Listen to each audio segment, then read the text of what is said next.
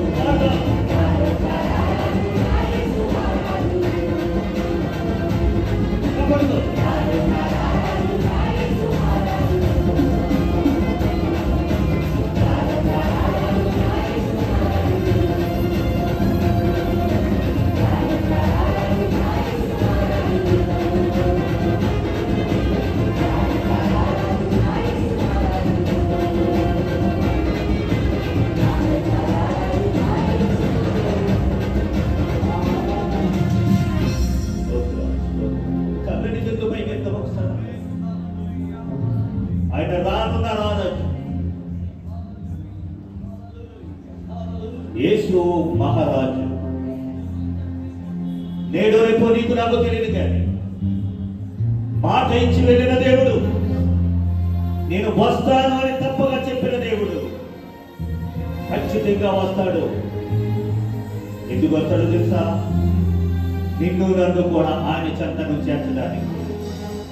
ఈ రాత్రి కాల సమయంలో ఈ చివరి కుడికిలో ఉన్న మనందరితో దేవుడు అంటున్నాడు ఈ రాత్రి, నేను వస్తాను, మళ్ళా వస్తాను, నేను నిన్ను తీసుకుని వెళ్తాను. ఆయన వచ్చే లోపల మనం ఎలా ఉండాలి తెలుసా? ఫలాలు పండుతూ ఉండాలి.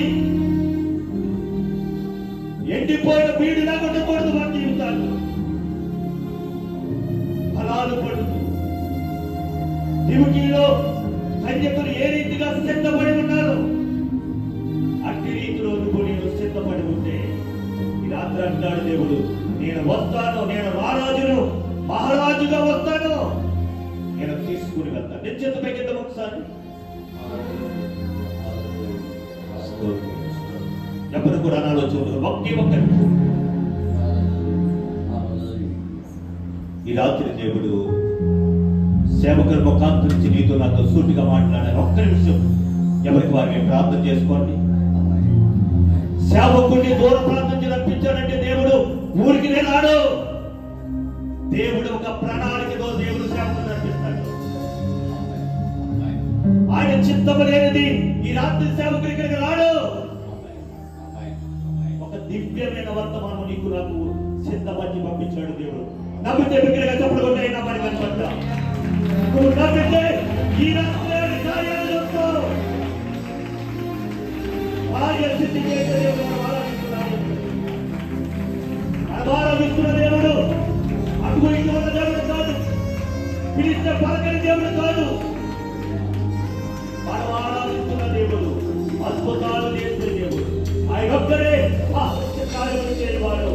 ఆయన కృప నిరంతరముగా కనిపిస్తూ ఉన్నాడు. ఈ రాత్రి దేవుడు సేవకులను పట్టుకుని నీతో నాతో సూటిగా మాట్లాడాలని ప్రార్థన కోరిక ఒక ప్రార్థన చేసుకుంటాం. పరిశుద్ధుడమైన మా తండ్రి, ఘనుడమైన మా ప్రభువా, చివరి కోరికలో మేము ఉన్నాం ఆయన. ఈ సేవకుల ప్రభావ మధ్యకు క్షేమంగా ఆయన వదనాన్ని రప్పించారు.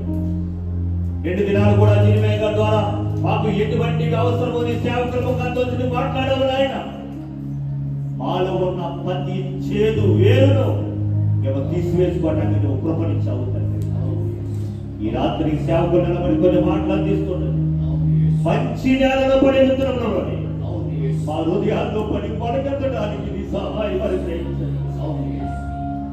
రాత్రి నేలలో కాదు, బండ నేలలో కాదు, మంచి నేలలో పడి ఆ విత్తనాలు ప్రభావ ఫలించి అటు కృపను విడుదల భారము కలిగి సంఘం ప్రార్థించి ఈ కూడిక నిర్వహించినప్పుడు ప్రభు మీరు దిగ్విజయముగా అద్భుతముగా ఈ కూడికను మీరు నడిపించుకుంటున్నారయ్యా. ఈ రాత్రి కూడిక కూడా మీరు మాత్రమే మహిమ పొందుకోవాలి. సమస్త మహిమ ఘనత ప్రభావాలు మీకే ఆరోపిస్తూ యేసు క్రీస్తు వారి పేరిట అడిగి వేడుకొని ప్రార్థించి ఈ మనవులు అడిగి పొంది ఉన్నాం మా పరమ తండ్రి. కూర్చుందాం.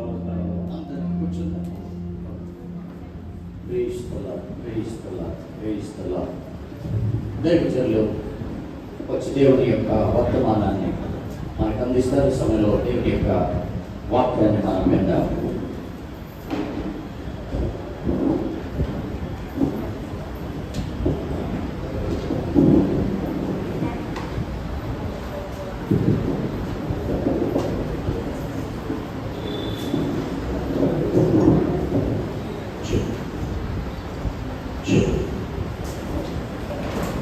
దేవుని నామానికి స్తోత్రం కలుగును గాక. హల్లెలూయా. ఉదయకాలమున ప్రియులు ఇమాన్యుయల్ గారు నా సౌండ్ కరెక్ట్గా ఉంటేనే ఇంటికి అందరు మీటింగ్ भाई साहब अब दिल को मालूम होगा, एक बार सेट करके छोड़ दो।